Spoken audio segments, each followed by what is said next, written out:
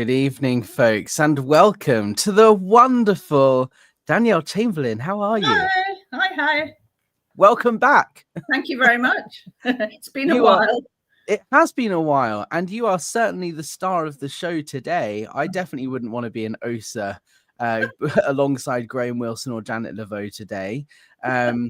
Your story has been published in a major UK newspaper, and I thought I'd get you on to talk about it and how we got here. But firstly, how are you? How are you doing? Yeah, really good, actually. Thank you. I had a full knee replacement done 9 weeks ago, and my leg's doing brilliantly, and the physios are very happy with me, and I'm happy with myself. It's doing really, really well, thanks. It's great. Good.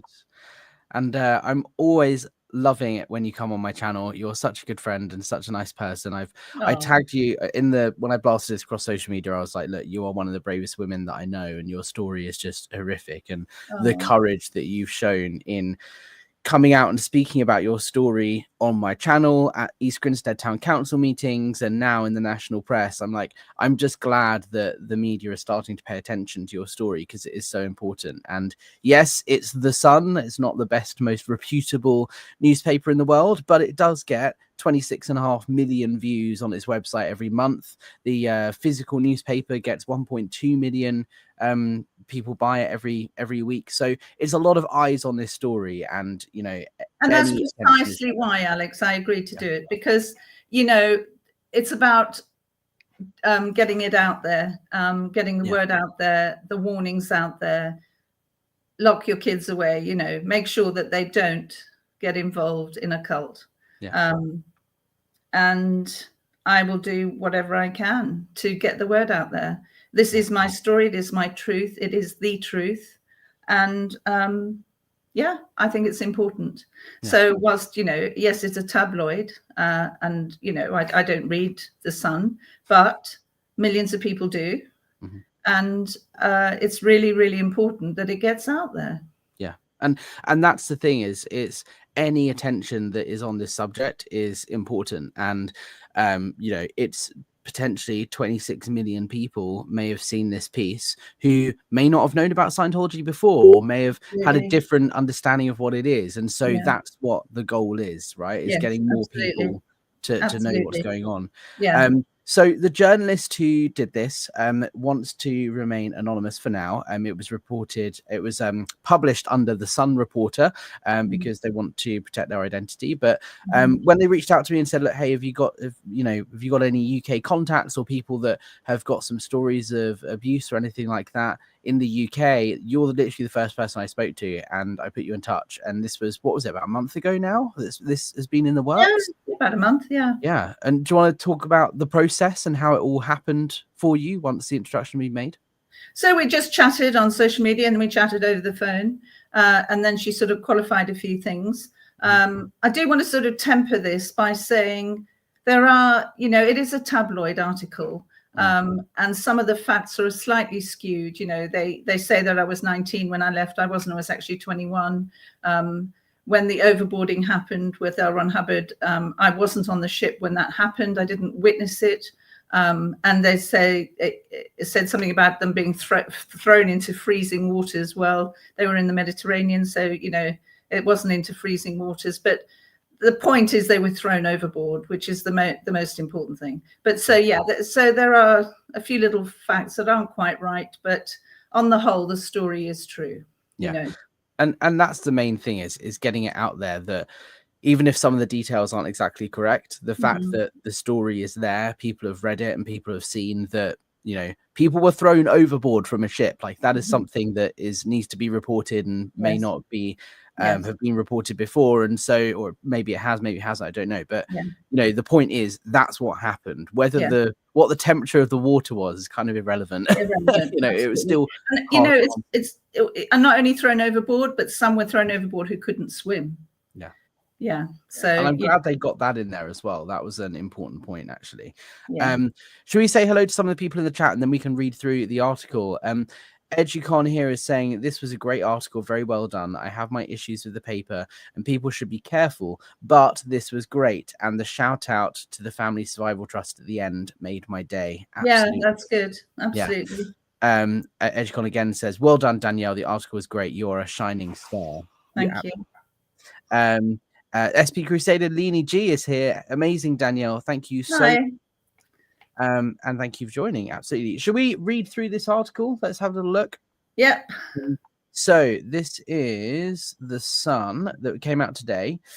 Dark days. I was humiliated and locked up on Scientology ship by cult's godlike founder, but I heard something even more chilling. One thing also, before we continue, I wanted to just give a shout out and say thank you to Janice Gillum Grady from the channel Our Scientology Story, Peeling the Onion, because she helped with the images in this article. The journalist said, have you got any pictures of the ship? And I immediately went to Janice because I know that she has a huge archive of images. And Janice is great. She supplied a bunch of images and said, happy for you to publish them, no problem at all. So thank you, Janice. Like, this is a real group effort, this story. So I'm glad that we're collaborating. Yeah, and she was on the ship at the same time I was, you know. She was on a lot longer than I was, but the whole year that I was there, Janice was there. So, yeah. Absolutely.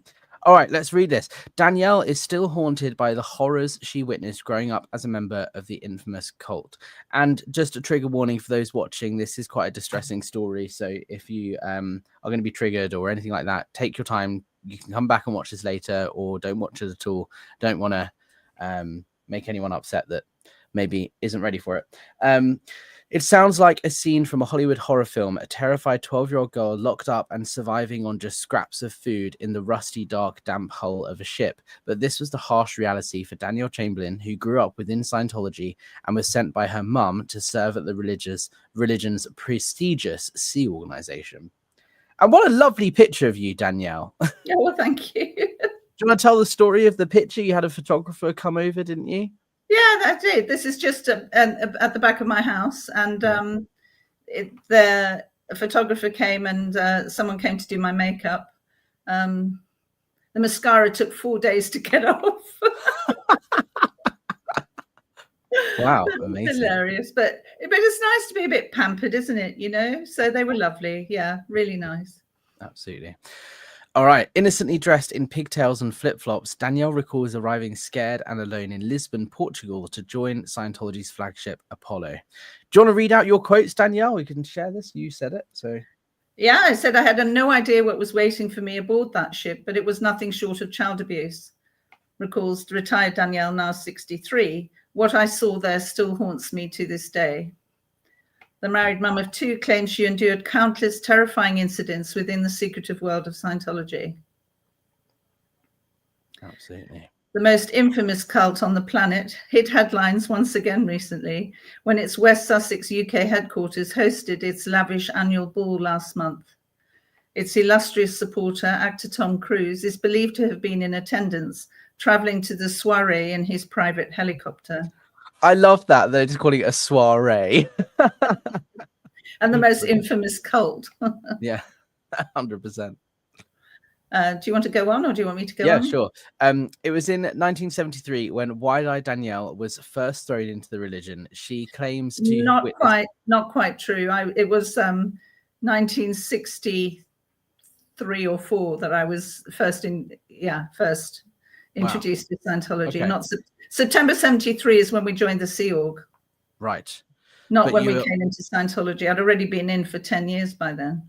Yeah, I think this is one of the things that I've noticed this with articles that I've been working on with the Daily Mail and other news organizations, is the little details like this sometimes do get a bit skewed because journalists don't completely understand there's 3 different levels of Scientologists. There's a public, there's staff member, there's Sea Org, and people often ask, when did you join and when did you leave? And for me, it's like, well, when I left is such a blurry line because there was a moment when I left staff, there was a moment when I rejoined staff, there's a moment when I stopped considering myself a Scientologist, but there were times when I wasn't going into the org but still studying, and it's like it's hard for people to get their heads around these things. So I understand when there's like little discrepancies like this, and that's what I love about YouTube is we can come on here and clarify those little things. So 73 was when you joined the Sea organization, but not when you joined Scientology. That's correct. Yeah.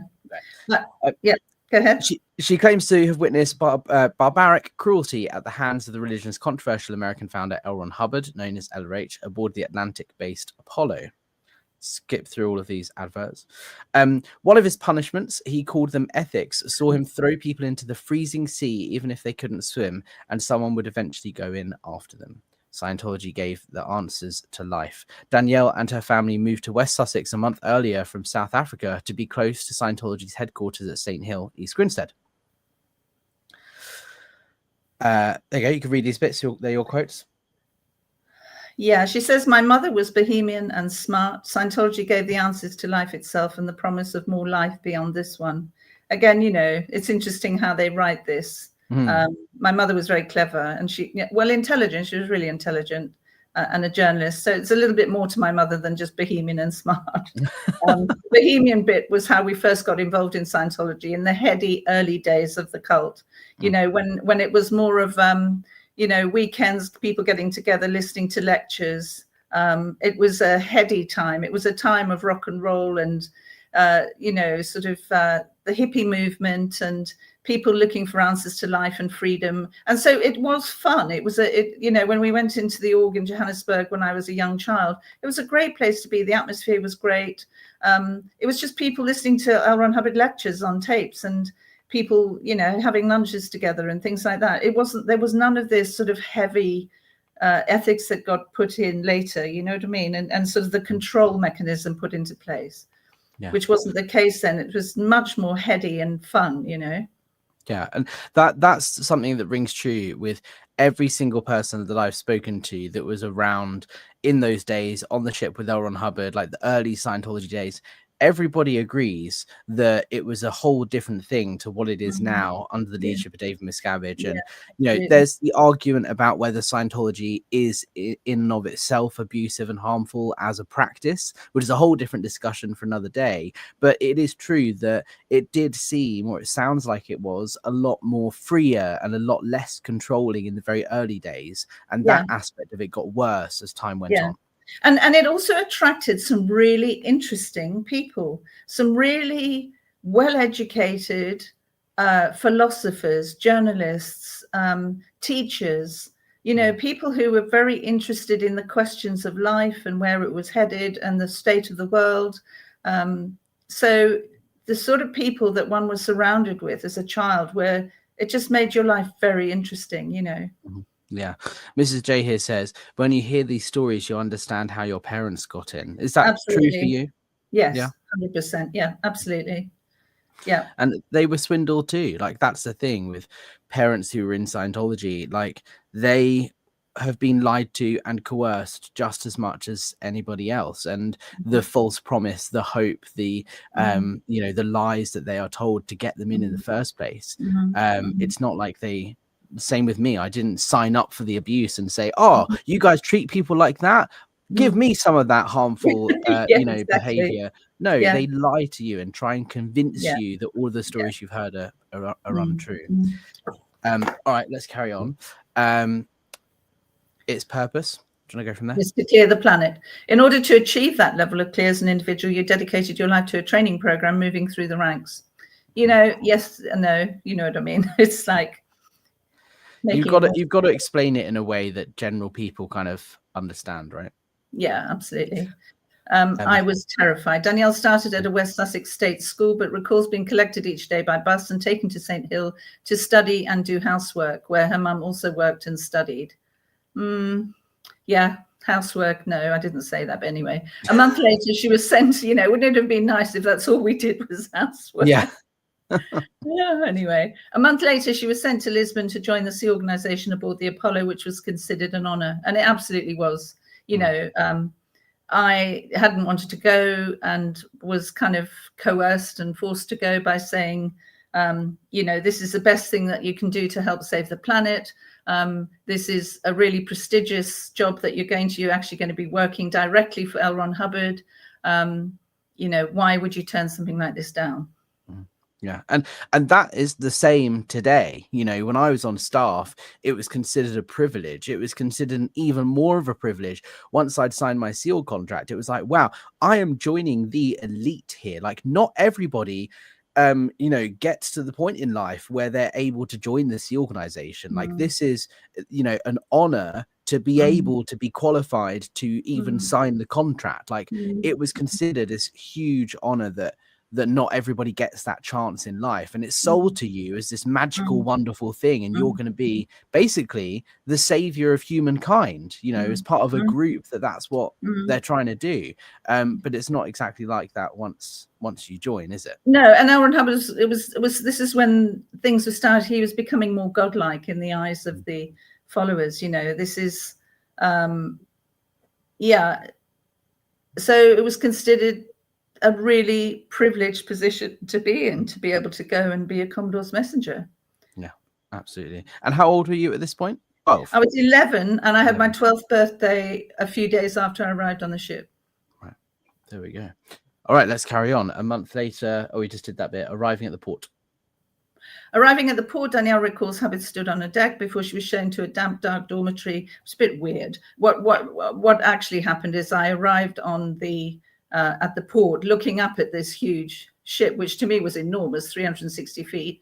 And he was on the deck with two Commodore's messengers, one either side of him, and they were wearing Sea Org uniform. And I thought, wow, they look really smart, you know, this sort of thing. And there I was in my pigtails and my flip-flops, just putting it into context, you know, this sort of juxtaposition of them being so posh and looking amazing, and then me looking like, you know, a little waif and stray. Do you know what I mean? So that's the context.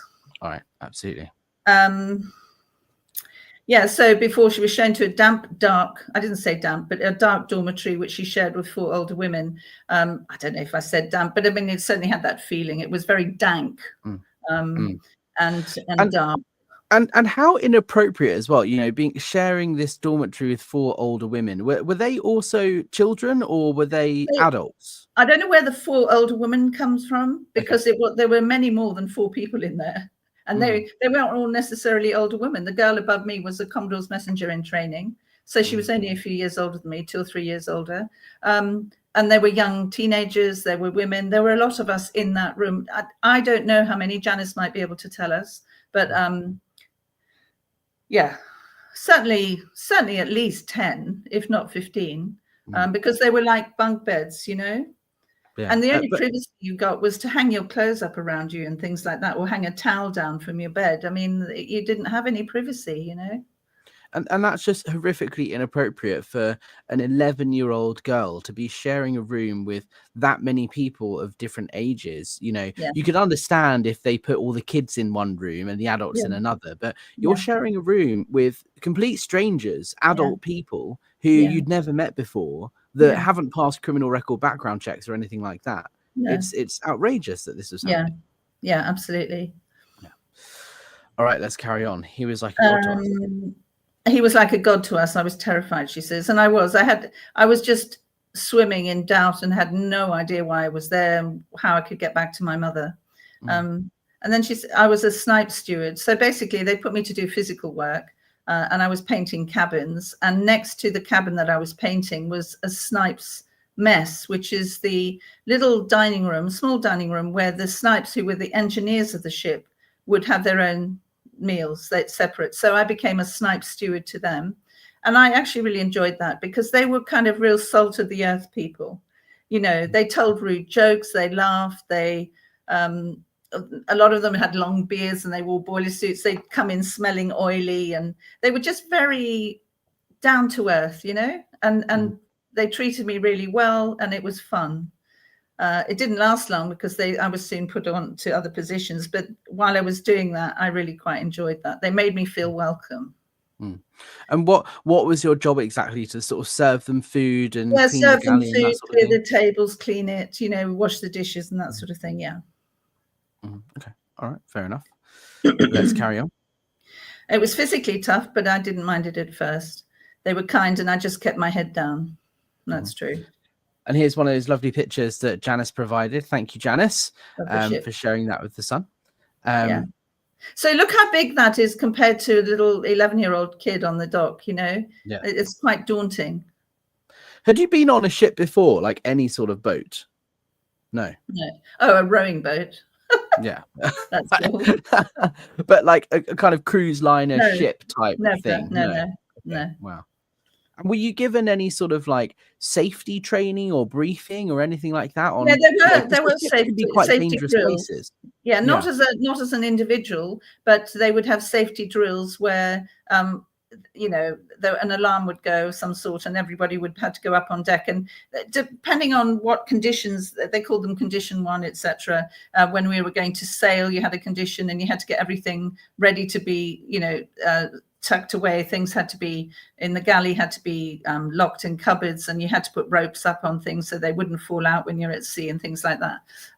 So different, depending on the weather and depending on the state of play at the time, depends on what condition was called, and then you would respond appropriately. So it could be man overboard, and then that might be something else you would have to go and do, or there could be a fire, and you have fire drills. And we had all of that. We did have drills. Okay. Yeah, we did. But were you given a briefing or anything before you set foot on the ship to say, hey, this is how you get out in an emergency or anything like that? Absolutely not. No. Outrageous. No. And the whole year I was on the ship, I had no education whatsoever. None. Yeah. Which you would have thought you would be necessary as an 11-year-old, legally. But no, nothing. A guy wrote my top off. Danielle wrote letters to her mum as they sailed to the Canary Islands. Supervised days away from the boat were granted on Liberty Day, but only if she'd performed well. Danielle was later transferred to L. Ron Hubbard's direct command and trained to be a Commodore's messenger, his personal assistant. That's not quite right. I was never transferred to his direct command. That would have been if you had been a qualified Commodore's messenger, yes. But I never wanted to be a Commodore's messenger, and I started training to be one. So, and what that training consisted of was during the day I had to iron the uniforms of the Commodore's messengers and get them ready and wash them and what have you. And I had to sort of run messages if things needed doing and things like that, but not by L. Ron Hubbard, because I never got to that status. So under the command of, we were all under the command of L. Ron Hubbard, weren't we, effectively. And they still are, even when he's not around anymore. But you know what I mean? No. So that's not quite right, but yeah. But still, it's like you're talking here about things that adults do, doing the washing, doing the ironing. Like we're talking here about an 11 turning 12-year-old girl, right? That that's not the age that it's appropriate to be given responsibilities like cleaning and washing and ironing everybody's uniform, right? Like this is adult types tasks that should have been done by adults, given responsibilities like that. I'm sure as a child felt quite liberating. I'm being trusted to do these things. I feel like an adult. How great. But, as an adult dishing out those duties, it's just inappropriate and irresponsible. No, it is. And the Scientologists have the view that when you're 11, you're upwards, you're an adult in a child's body, and you're treated as that. Yeah, which is disgusting. Here's your quote about what L. Ron Hubbard was like. He was a dominating, erratic character, and you never knew when he'd erupt. That's absolutely true. That is very true. Yeah. People have said both things about it. I've had some fascinating conversations with people like yourself and Neville and Janice and other people who knew L. Ron Hubbard as a person. And he seemed to, it sounds like he was the sort of person that was quite charming and nice, and you could have an interesting conversation with, and he would always have these wonderful, fantastic stories. But at the same time, he had a darker side and a streak to him, and he could just completely flip at any moment, and you never knew what you were going to deal with, right? No, that's right. And it's not covered in the story, but one of the tasks I had to do one day was I was on my hands and knees, literally like Cinderella, polishing a floor outside his office. And I remember I had to shine, and obviously I'm feeling quite nervous because he's right there. I can see him in his office, and I know in my head that I've got to clean this so that it's gleaming. I don't want to get anything wrong. Anyway, I don't know what upset him, but he suddenly erupted in fury, and everything in his desk just went up in the air, and he was swearing like a trooper. And I was absolutely terrified because when he was angry, you knew about it. He had in it a booming voice, and he was a big man, and I was a small child. So there's this sort of discrepancy in height. And I beat a hasty retreat. Yeah. You know, I was very scared. What did you think of L. Ron Hubbard at the time? Because up until this point, I'm guessing you hadn't met him and you Yes. knew of him as the I leader know of the I have met religion. But him. you I have? did Okay. meet him a couple of times on the deck, because he used to walk around the deck. He never, I never saw him go below decks. Janice would be able to tell you if he did. I never actually saw it personally.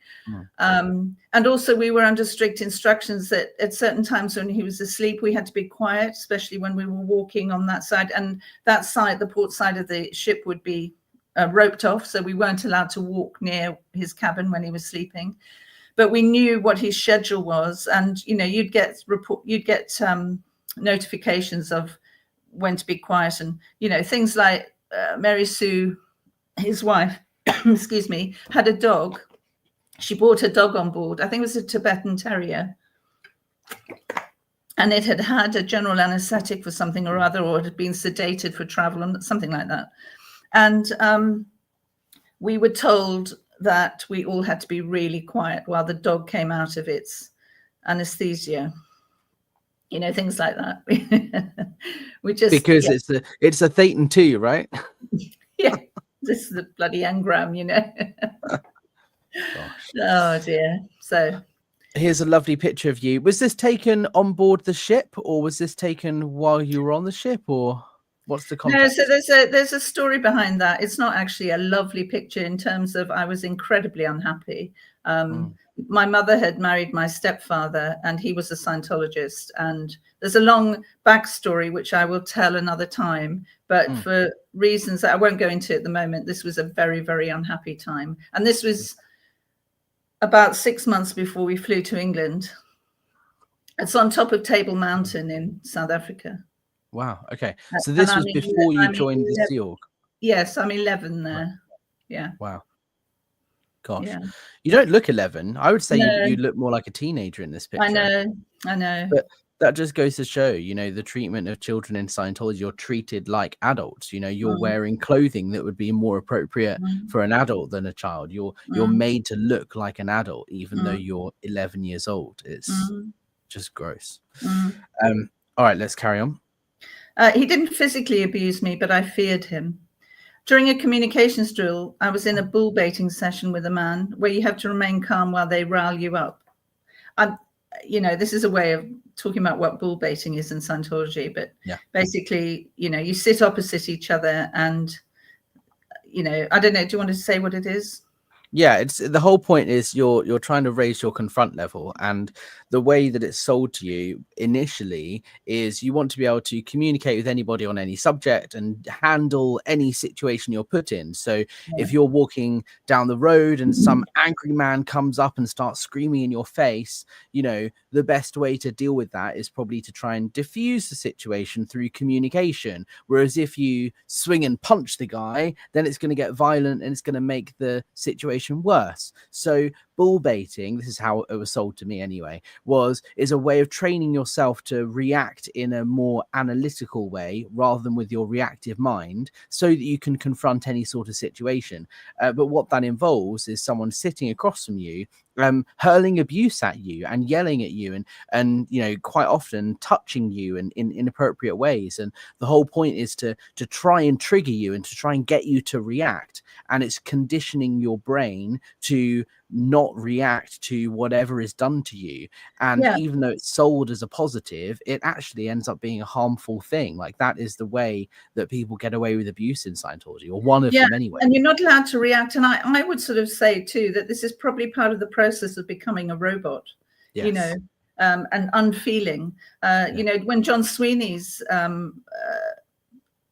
when he went filming and was confronted, you can tell the person confronting him was just completely deadpan, had done lots of these drills, training routines they called, and didn't react at all, you know.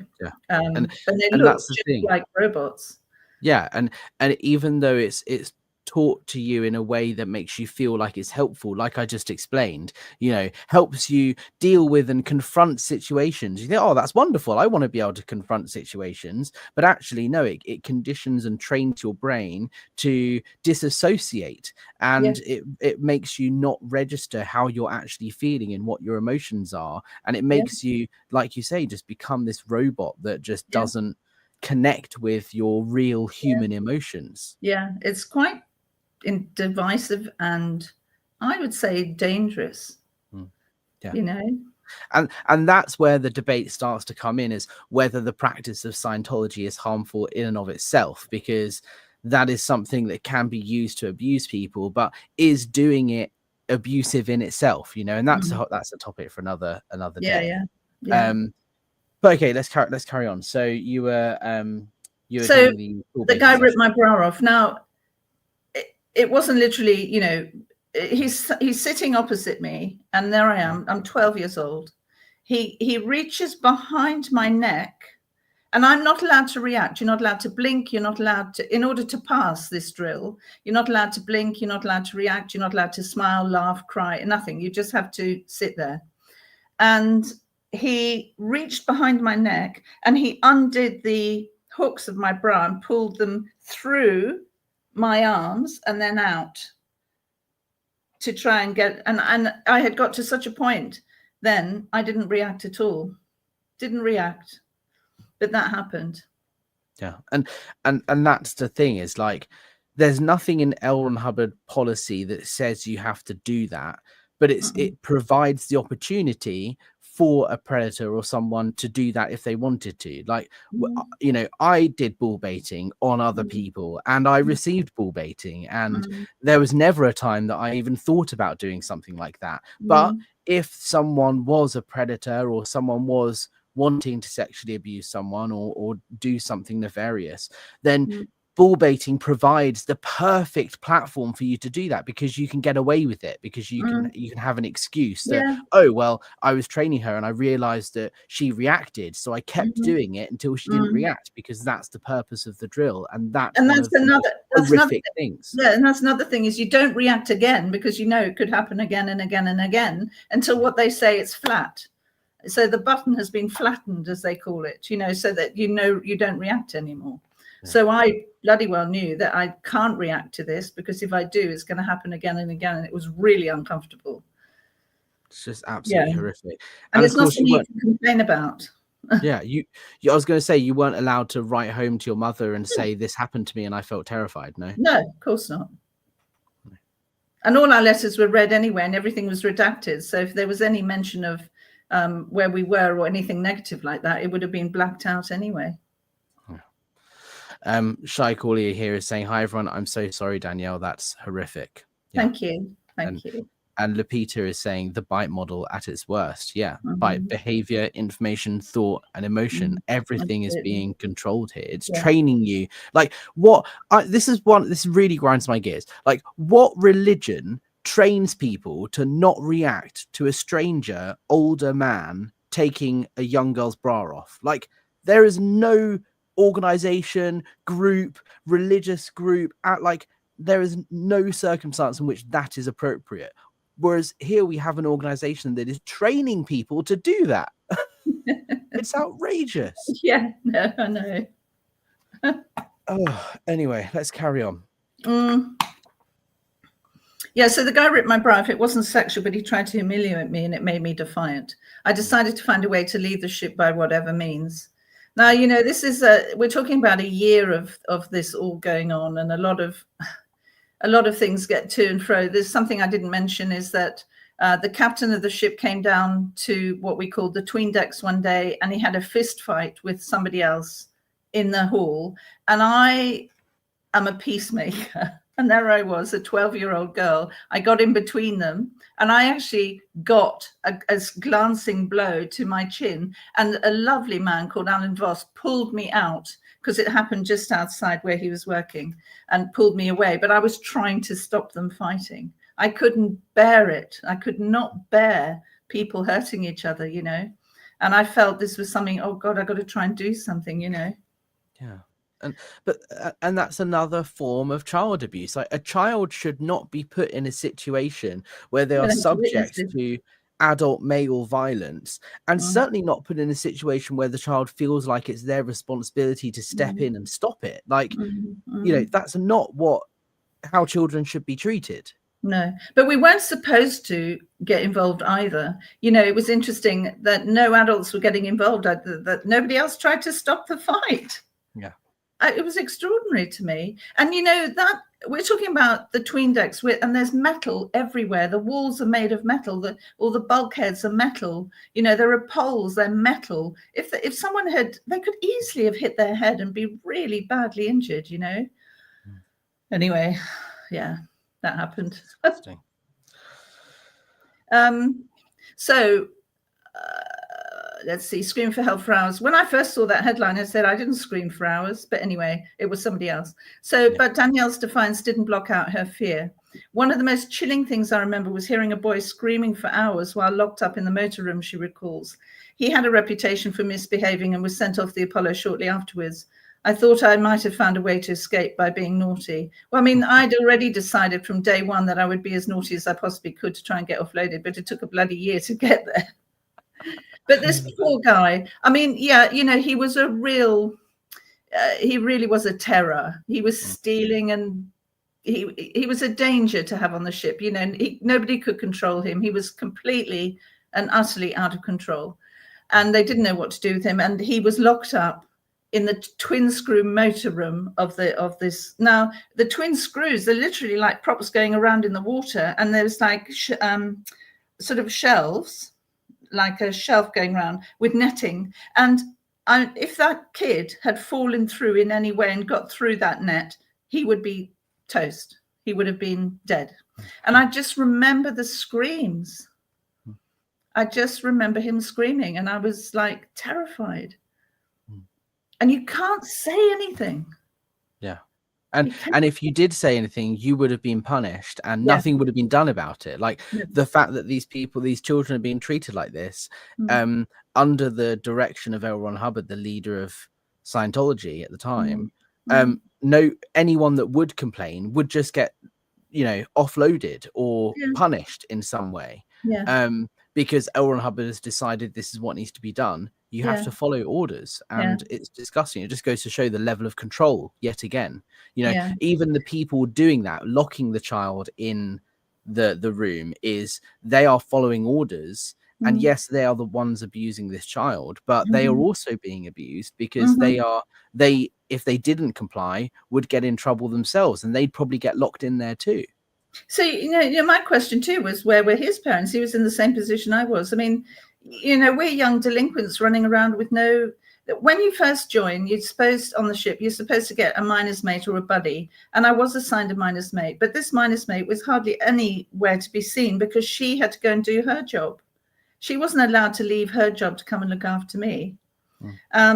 So I had nobody that I could turn to, nobody, not one single soul. So you have to learn to be resilient, and you have to dig deep to survive. And all of this is just, how do I survive? Yeah. And this is another reason that I'm in awe at your courage and bravery in sharing this story. You've lived with this for decades, and it was only, what was it, last year, 18 months ago, that we first got in touch with each other, and we started talking. You shared your story on my channel, and then you spoke about your story at the East Grinstead Town Council meeting, and now you're sharing it with the national press. It just shows how damaging these things are and how long lasting the effect is, that it's taken you this long to find the courage to speak out. And I was very fortunate in finding a really good counsellor who'd not been involved in Scientology, but is very aware of their practices and how they operate. And she's been absolutely bloody brilliant. So good. Yeah. Good. Recommend therapy to anyone. Absolutely. 100%. Let's all right, let's carry on. Let's see. So it was hell. The rusty, wet metal smell of the ship's enormous anchor chains was nightmarish. It was hard to breathe. I was fed like an animal. Okay, this goes on. This is just the headline for the next story. Presented with an arduous filing task. So basically in Scientology, you write knowledge reports on each other. I've told this story quite a few times, but one of the naughtiest things I did was I was set to do filing of backlog knowledge reports that people had written on each other. And I just couldn't be asked. And I thought, well, what shall I do? And I shredded the whole bloody lot of them. And that got me love into this about this. This is probably my favorite story of yours, Danielle. Like, I loved it because as a Scientologist, like, just know the number of people that like would have completely been saved by this action, because knowledge reports contain all this information that is used to punish people later.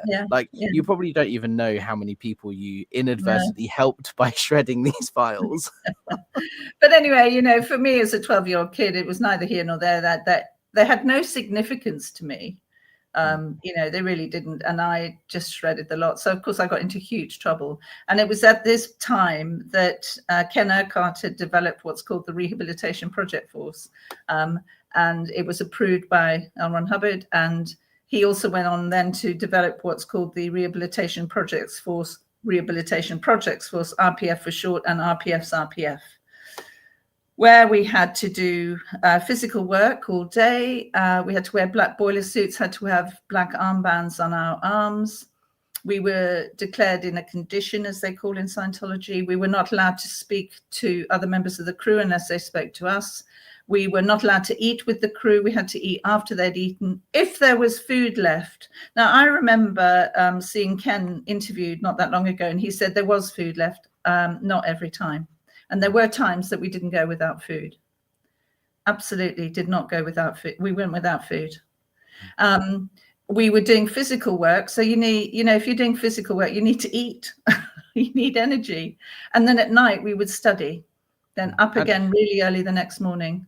Also, let's not forget, you're a growing child. You definitely need to, like, regardless of whether you're doing hard manual labor or not, you need more calories. You need to eat more food than a normal grown-up adult does anyway, because you are growing. And so and also you have to run. Children, you got to run everywhere. Yeah. So you're doing physical work all the time. You've got to run from A to B all the time. So I hit the RPF. And then I still wasn't conforming, and I was sent down to the engine room with a little billy can to empty the bilge tank with a billy can. Now the bilge tank is filled with horrible oil, waste oil. It's disgusting. And you get covered in it. You know, your boiler suit is horrible. You can't get it out of your hair and your skin, and it's horrible. And I had to empty it with a billy can. There was a pump for this purpose, but of course it wasn't being used. We had to do this. I wasn't the only person doing this. This was another punishment. And I've told this story many times. One of my favorite ever animals in the world is a dolphin. And one of the main reasons for this is I would dream of escaping. And I would stand at the prow of the ship if I was scrubbing the deck or something, and I would stand and look right at the prow of the ship, looking out to sea, and the dolphins would be jumping out. And they gave me the idea that there was freedom outside of this bubble, that I could break free from this and sail with them. It was, honestly, if anything makes me emotional, that does. They're just amazing creatures. And so I knew there was something outside of this. There was this inner core strength in me that I just knew I could get away from this terror, this horror. So I didn't conform. I don't know if does it go on if you turn the thing? So you shredded the knowledge reports, and then filing. My periods had started, and I was angry about the lack of sanitary products on the ship, so I shredded all the reports. No idea where they got that from. I wasn't angry because I couldn't get sanitary products, so I shredded the reports. That is completely made up. Yes, my periods had started, and I was stealing sanitary products because I didn't have any. I had no money and I had nothing. So, but I didn't shred the report. That's got nothing to do with my periods. That's very weird. But anyway. Very strange. This is the thing. Well, like we said at the start, the Sun newspaper doesn't have the best reputation, but ultimately the point is, right, you know, your periods had started, there weren't sanitary products. It wasn't the reason you shredded the reports, but the two main points are that there weren't any sanitary products and that you shredded the report. And that's what's important to get across to the masses. They were, if you had money, so you could buy it from the canteen. But you don't have money. You're being paid money. Nothing. No, I don't have any female women, you know, women who could help me and give me advice or anything like that. You're alone, completely alone. Oh, and that's the point, that it's good that they got it in here, even though it might not be accurate. They may have changed it slightly. It's important that message gets across to these 26 million people that are going to see this article. Like that's what we're trying to focus on, I suppose, right? Yeah. So looked up in hell. Danielle was immediately locked up in the ship's hull for 3 days, which haunts her to this day. I wasn't immediately locked up for shredding. I had to go through the RPF first, and then the RPF's RPF. But yes, at L. Ron Hubbard's instruction, Hannah Eltringham made sure that I was locked up in the chain locker of the ship, in the forward part of the ship, for 3 days and 3 nights. And I had to sit in the chain locker of the ship on the shackles of the anchor chain, which were rusty, wet, stinking. And I was on a flight coming back from Paris in September with an engineer well-seasoned engineer working on ships all the time. And I told him my story, and he was horrified because he said that every year, even today, people go down into the chain locker because there's an issue and they don't come out again. They die because apparently the iron saps all the oxygen in the atmosphere. And I had no idea about that. How I survived, I have no bloody idea. And I was down there with another girl called Lisa, an African-American girl. And I have no idea what happened to her. She was, she'd gone a little bit loopy. She was singing a song all day, and she was singing Coffee, Tea or Me all day. And by this time, I was just shut off, you know, from everything. But I knew inside me I was going to get off, you know.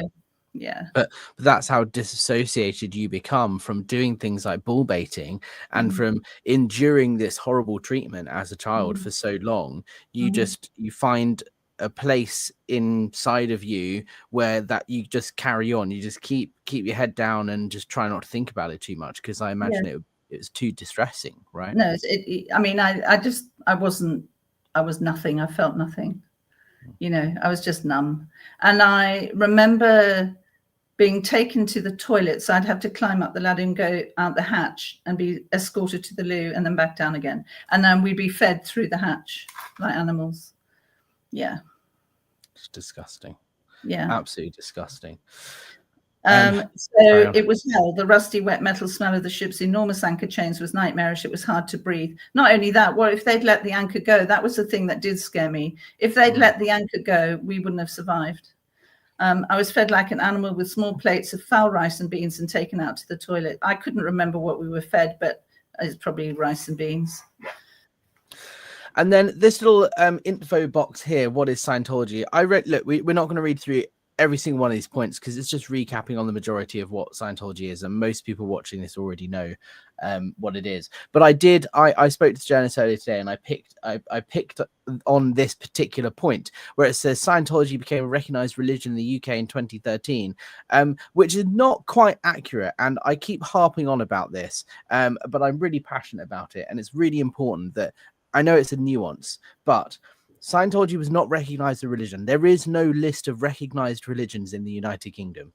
Single rooms called a chapel inside the Church of Scientology buildings, the orgs, were recognized as places of worship in 2013. And then in 2023, a tax ruling designated them places of public worship. The definition of religion was changed in British law in order to include Scientology chapels in this list of places of worship.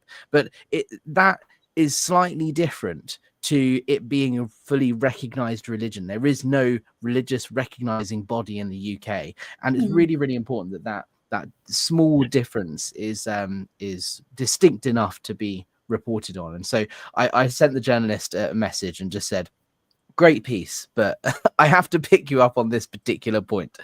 But yes, it just goes through bullet points of what Scientology is about, which we've kind of covered most of that stuff before already.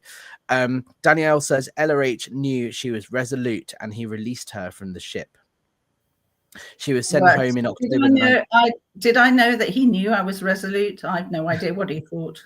I wasn't in his mind. I have no idea, but he certainly offloaded me. I was locked up in the laundry room after that for a couple of days before they decided to offload me. So they're probably organizing a flight back. And very recently, I found the guy who escorted me back to England, and he's lovely.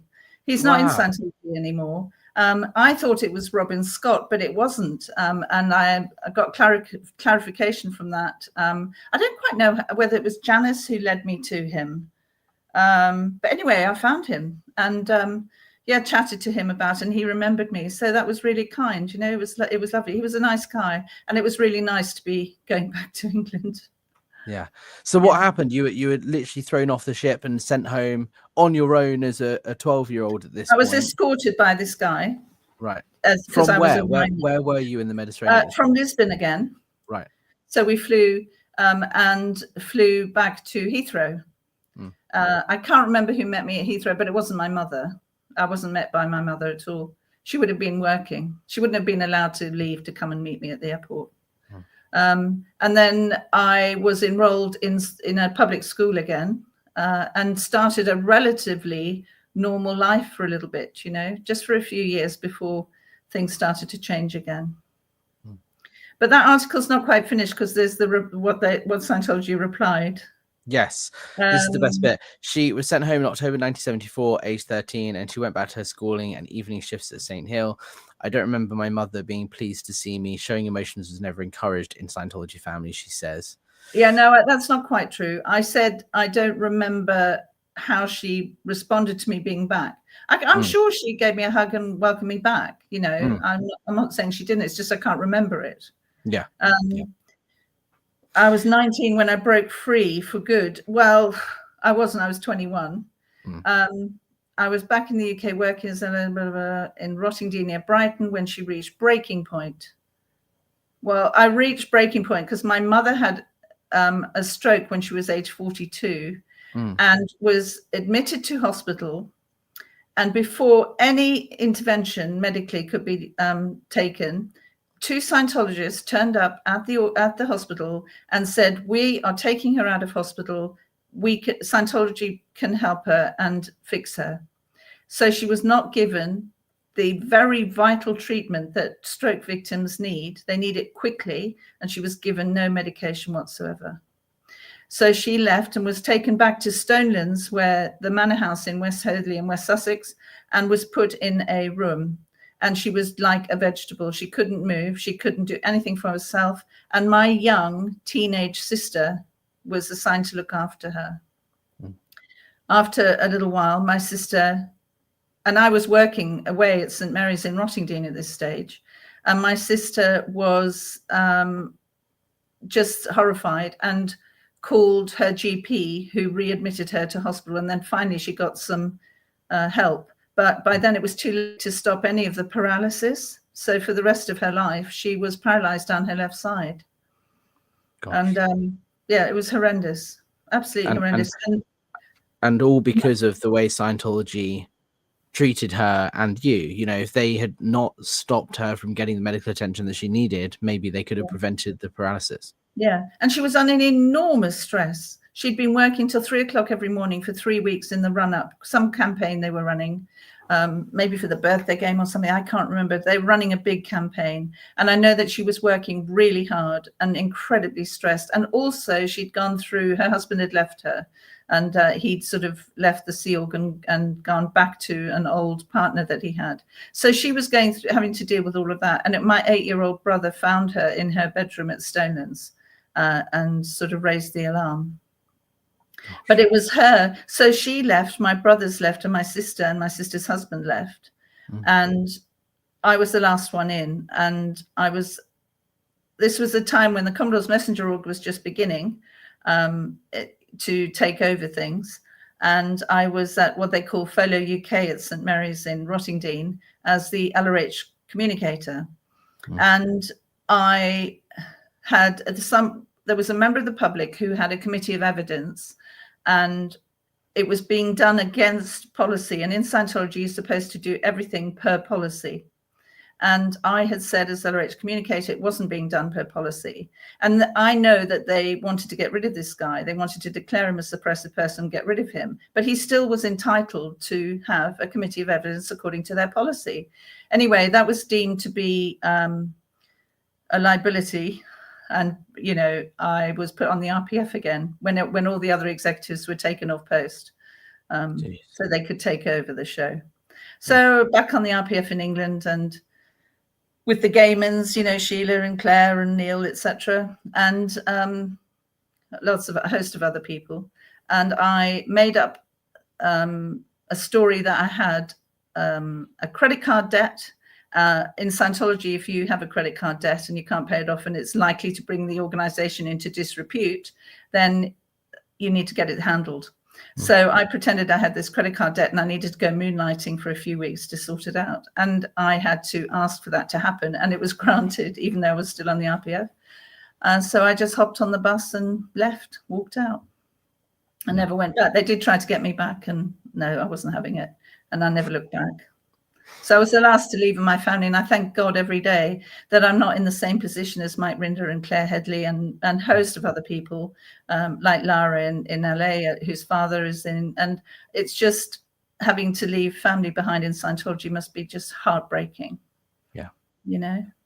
Absolutely. But still, the fact that you've had the strength and the courage to speak out is why we do this, right? And why it's important that people share these stories publicly, because it will stop further people joining or being part of it and suffering the abuse, and B, hopefully this compels the authorities to do something about it, you know, and step in and say, hey, this abuse that's going on in Scientology has been going on for decades, right? And there are people who've never shared their stories of abuse before. Like, this is the first major national press your story has received, and it happened many years ago. How many more are there? There are hundreds, I imagine, of other people who have similar horrific stories in different parts of the world, and the press just haven't reported on them because maybe these people aren't prepared to speak out publicly, or they're scared of fair game, or whatever, for whatever reason. Absolutely fine.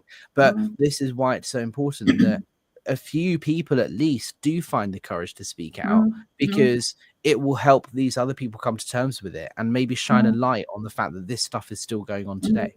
And don't you find it interesting that the climate that we're in today is one where many truths are starting to come out across the boards, not just in Scientology. So we're talking about the Weinsteins and the Epsteins and the Jimmy Saviles and the Rolf Harrises and the Danny Mastersons and the Aston Kutchers and all this stuff that's happening with P. Diddy and all the truth, you know, the truth will out, you know.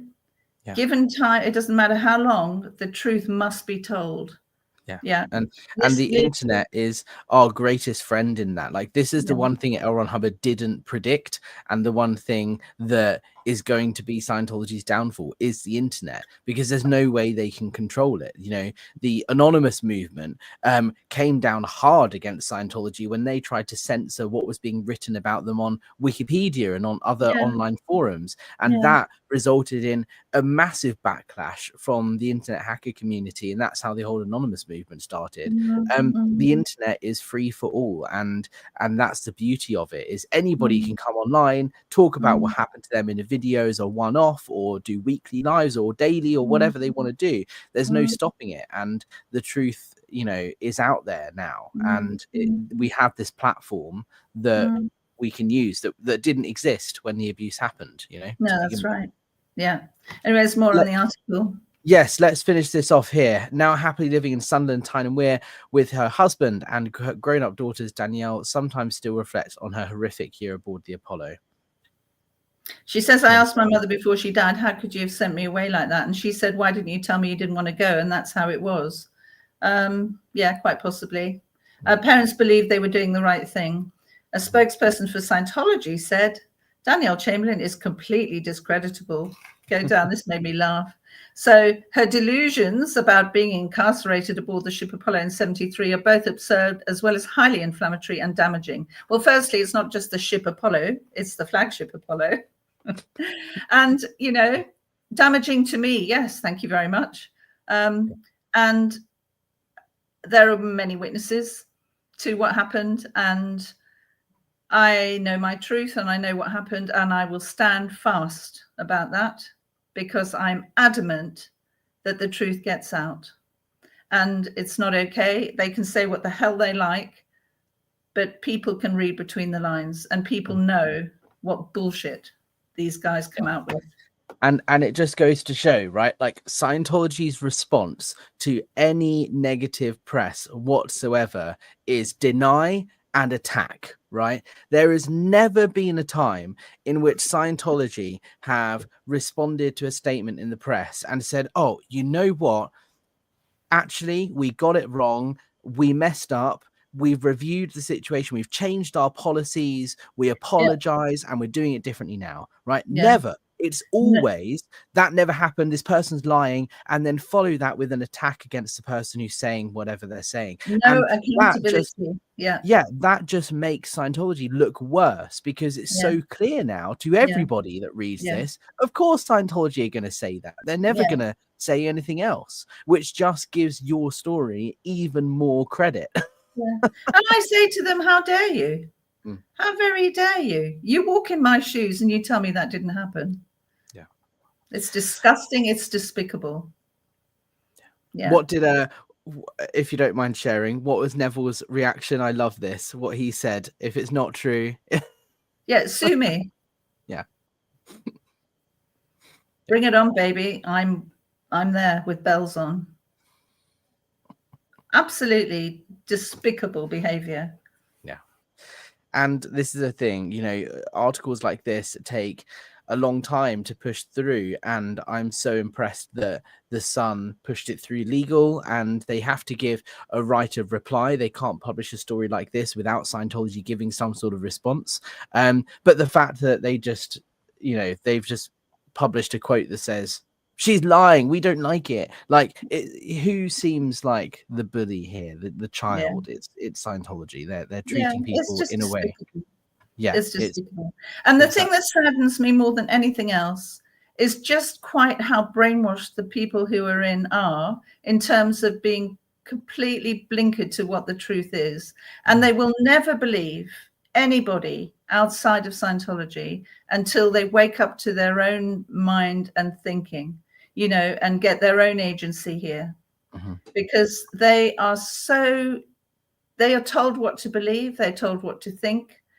Start thinking for yourselves.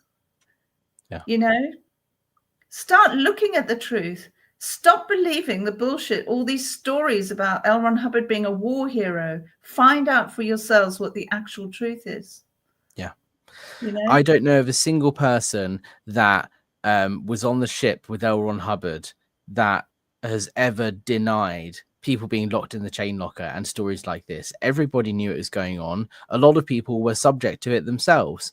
You know, any person that is still in Scientology, I doubt there are many, if any at all. Like, I think most people that were close to L. Ron Hubbard in the early days ended up leaving, being declared and all of that. But if there are any current Scientologists still that were alive back then and that were on the ship, just ask yourself, you know, stop lying to yourself. You knew this happened, right? Yeah.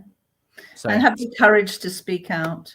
Absolutely. And the Aftermath Foundation can help you. Yeah. There's support out there. And this is what I love about the end of the article. It says here, the Family Survival Trust Action Against Cultic Abuse holds regular support groups for survivors of Scientology. And then it provides the email address info@thefamilysurvivaltrust.org. That's headed up by Dr. Alexandra Stain, who is a wonderful person who is based here in the UK. And obviously the Aftermath Foundation is there to help people escape and leave as well. And that's what I like about this article, is it puts a positive spin on it. Hey, this is horrible, this is horrific, and it's something that happened to me, but there is support available, right? Absolutely. Let's read through some of these comments I've been starring in questions. SP Crusader Lini says, Danielle, did you know Joyce that married Gary Earl, who did the magazine with John Atack? Absolutely. And she's still around. Sadly, Gary's passed away. He was a very good friend of my husband's, but yes, of course I knew her. Yeah. There we go. SP Crusader comment, the IES protest, one of the policemen said, isn't it like boxing where you sign up to accept the beatings? No, you don't know that you're, I mean, it's an interesting point, but no, it's not. You're told that doesn't happen. Anyone that has said that they've been beaten or locked up or anything is lying, and it's just the media making it up to make us look bad. That doesn't happen. That's what you're told, so you believe it, and then it happens to you.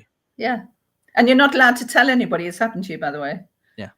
Although some people might be witness to it. There have been lots of witnesses to lots of things that, say, David Miscavige has done.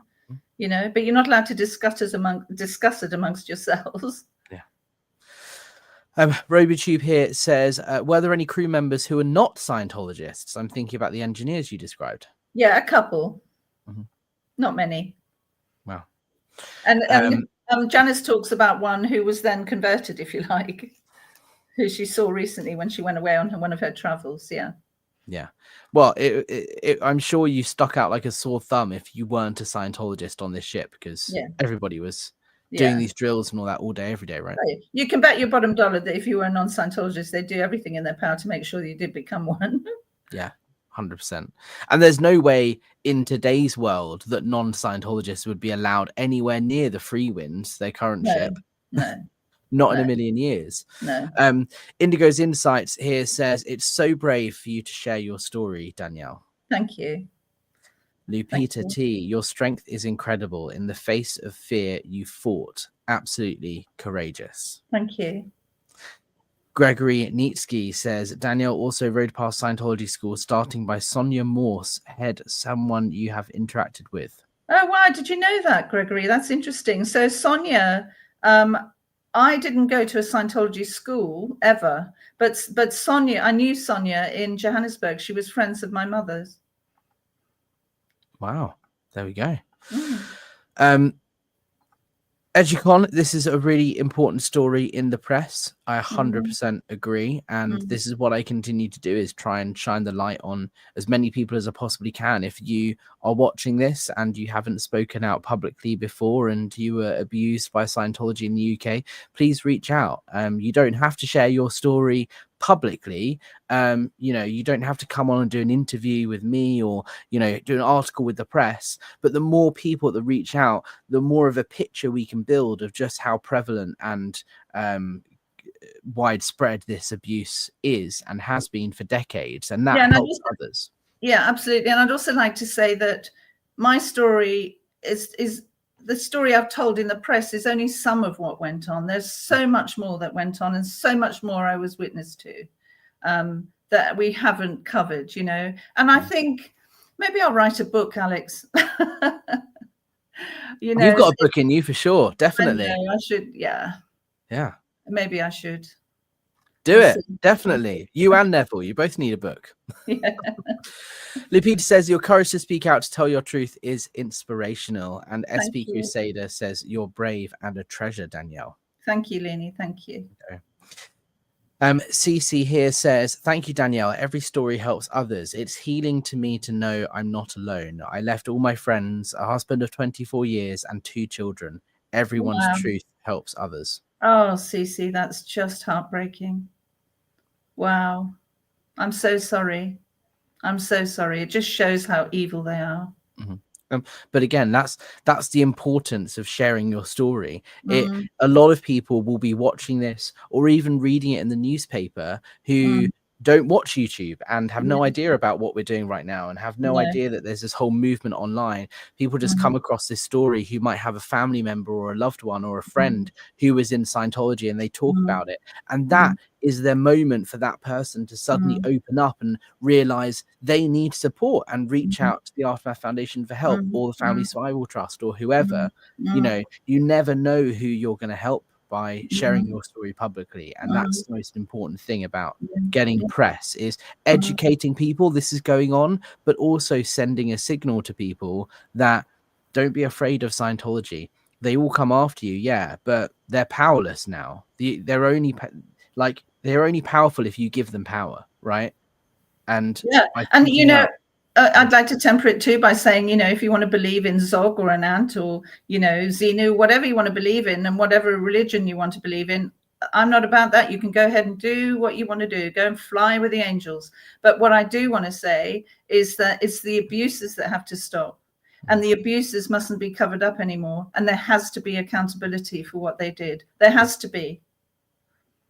Yeah, absolutely. And this is our way of doing that, sharing it publicly. And, by putting it out there in the press and going, hey, this happened to me. And yeah, Scientology will come out with a statement that says you're not credible, you're just making it up or whatever. But the sheer number of people that are telling these stories, there's no way that it's all made up. There's no way that it's all completely fabricated. If so many people have found the strength and courage and are all saying similar things happen to them, the evidence speaks for itself. Final comment here. Cece says Scientologists think they are winning when they get attacked. This is what's even more absurd about Scientology policy, is they genuinely believe when there's negative press that's a sign they're doing something good. Outrageous. But look, Danielle, thank you so much for joining me to talk about this. No, thank you for having me on. It's important. Yeah. And thank you for agreeing to speak to the journalist and for having the strength and the courage to speak out. I know I keep saying it, but it is so important. And yeah, no, it is. You never know. Like, the more UK voices, the better, I think. And that's why I'm trying my best to kind of signpost journalists and hook people up with people that, have stories that haven't spoken about it publicly, because the more people from different parts of the country, different eras in Scientology that speak out, you never know. You might receive an email in the next couple of days from someone who you haven't seen, or someone who was on the ship with you who's never spoken out, and they may come across it and just say, hey, Danielle, thank you for doing that. And you never know, right? Yeah, absolutely. So, absolutely. Well, thank you so much, Danielle. No, thank you everybody for watching this. Go and get a copy of The Sun. This is something I'd never said before, and I probably won't ever say again. Go and get a copy of The Sun tomorrow. I don't read The Sun, never have, but I will tomorrow, because it will be in print, I'm sure. And if you want a copy of this online article, the link is in the description. And happy Christmas. And Merry Christmas. Yes, I love your earrings. Yeah, there are Christmas puddings. I love it. Well, thank you so much, Danielle. And thank you, everybody, for joining. We will catch you on the next one. Lovely. Thank you.